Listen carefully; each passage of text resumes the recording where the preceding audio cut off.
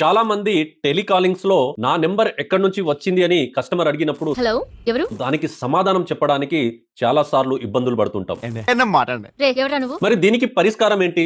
అయితే మీకోసం ఈ 5 పాయింట్స్ మీకోసం అని చెప్పొచ్చు. నెంబర్ 1 వచ్చేసి మ్యూచువల్ కాంటాక్ట్. ఎవరైనా రిఫరెన్స్ ఇస్తే ఆ మ్యూచువల్ కాంటాక్ట్ వచ్చినప్పుడు హలో సార్, నేను గౌతమ్.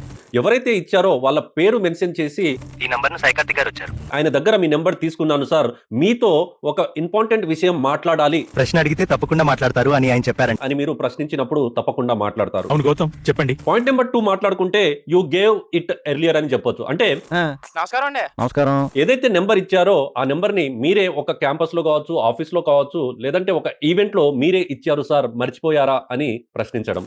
థర్డ్ వన్ వచ్చేసి పబ్లిక్ సోర్స్ కావచ్చు, ఆన్లైన్ కావచ్చు. కస్టమర్ యొక్క నెంబర్ ఆన్లైన్ లో ఉండడము లేదా ఒక వెబ్సైట్ లో ఉండడం ద్వారా మీరు తీసుకోవచ్చు. లింక్డ్ఇన్ లో మీ నంబర్ కనిపించింది, మీ కోర్స్ వెబ్సైట్ లో కూడా ఉంది, అక్కడి నుంచే తీసుకున్నాను.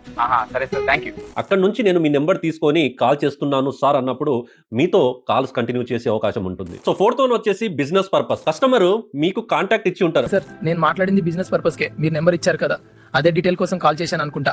ఆ బిజినెస్ పర్పస్ నేను మాట్లాడడానికి కాల్ చేశానని మీరు కాల్ ని కంటిన్యూ చేయొచ్చు. సో ఫిఫ్త్ వన్ వచ్చేసి వెరీ ఇంపార్టెంట్, హానెస్ట్ అపాలజీ అని చెప్తాము. యాక్చువల్లీ తప్పుగా డైల్ అయిందుకుంటా, క్షమించండి సార్.